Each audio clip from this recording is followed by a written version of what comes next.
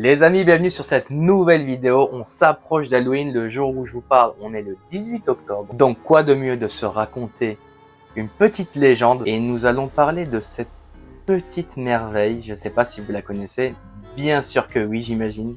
Mais connaissez-vous son histoire à cette citrouille?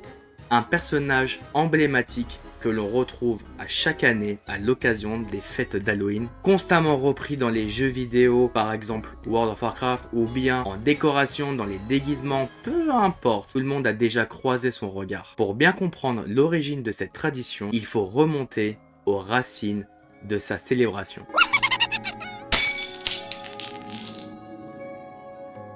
Halloween, en réalité, tire son inspiration de la fête de Samhain, une ancienne festivité celte où l'on pensait que durant une nuit, une fois par an, le monde des vivants et des morts coexistait. Pour se protéger des esprits malveillants et des amérantes qui pouvaient hanter cette nuit particulière, les Irlandais avaient pour habitude de laisser de la nourriture devant leurs portes et de creuser dans des légumes tels que des navets comme celui-là. Oui, une sorte de visage. Mais c'est qu'en 1845, en Amérique, après la migration des Irlandais dans les terres, où les citrouilles étaient plus répandues, et la créature Jack-o'-lanterne était fabriquée. Cette lanterne symbolise la période d'Halloween. Mais pourquoi l'appelle-t-on Jack-o'-lanterne? Ne bougez pas, je vais vous raconter la sombre histoire de Jack-o'-lanterne.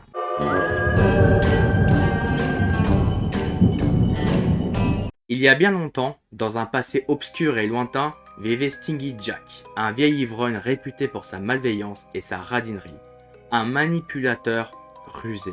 Il était d'ailleurs surnommé Stingy par les habitants car cela veut dire avare en anglais.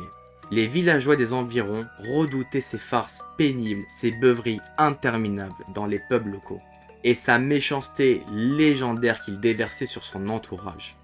Sa cruauté était si connue que même le diable en entendit parler et décida de lui rendre une petite visite pour le punir et le vouer à une éternité de tourments en enfer. Le diable, montant sur terre, trouva l'avare Jack titubant à travers la campagne irlandaise. Il s'adressa à lui d'une voix démoniaque. « Jack, tu as semé la cruauté tout au long de ta vie et je te condamnerai aux enfers pour l'éternité. » Malgré son état alcoolisé, Jack ne manifesta aucune peur.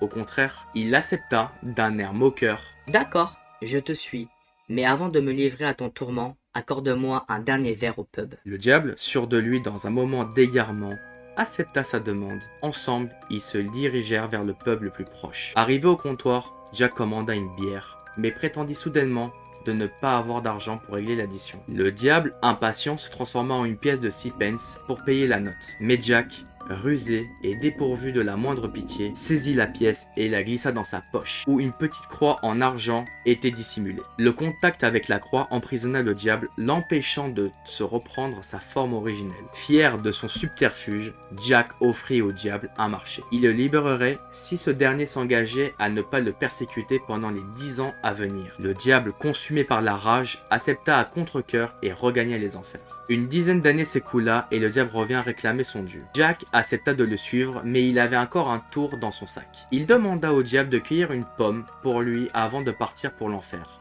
À vrai dire, Jack avait faim et le chemin était long. Le diable, avide de compléter sa mission, grimpa dans un pommier, mais Jack encercla rapidement le tronc d'arbre avec plusieurs croix, emprisonnant une nouvelle fois son ravisseur. Le diable, en colère, hurla « Libère-moi » Jack accepta à condition que le diable renonce à s'emparer de son âme pour l'éternité. Le diable, furieux et trahi, accepta à contre-cœur. Jack put reprendre sa vie de débauche et à profiter de son entourage et des plaisirs malsains de la vie dont il excellait tellement bien dans ce domaine. Finalement, la vie de Jack prit fin, mais son âme maudite lui fut naturellement refusée aux portes du paradis en raison de ses actes pervers et de ses tromperies incessantes. Jack se résolut à se rendre aux portes de l'enfer seul, mais demanda au diable de le laisser entrer. Le diable l'attendit, se souvenant de leur accord, lui refusa avec malice et catégoriquement de laisser entrer Jack en enfer.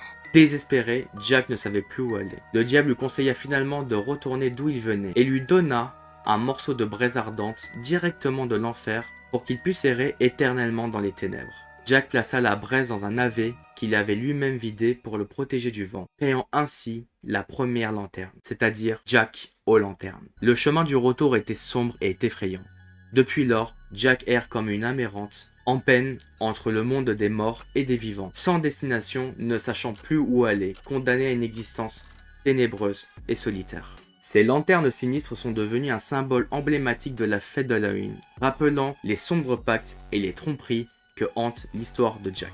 Cette histoire, elle fait pas peur, mais elle montre bien à quel point jouer avec le diable n'est pas tant une bonne idée. Il a été courageux quand même malgré tout, non? N'hésitez pas à me dire en commentaire ce que vous en avez pensé, si vous connaissez cette histoire. Moi personnellement, j'en avais déjà entendu parler, mais là, l'écrire pour vous, vous la dire, c'est pas une longue histoire, mais tellement surprenant. N'hésitez pas à partager avec ceux qui connaissent pas la vidéo. Et pour nous, on se retrouve une prochaine fois pour une nouvelle histoire d'horreur, de légende et paranormale. Oui, c'est vrai, j'ai oublié de vous montrer le nouveau décor. Bon, et bah à la prochaine pour une nouvelle histoire d'horreur et de légende.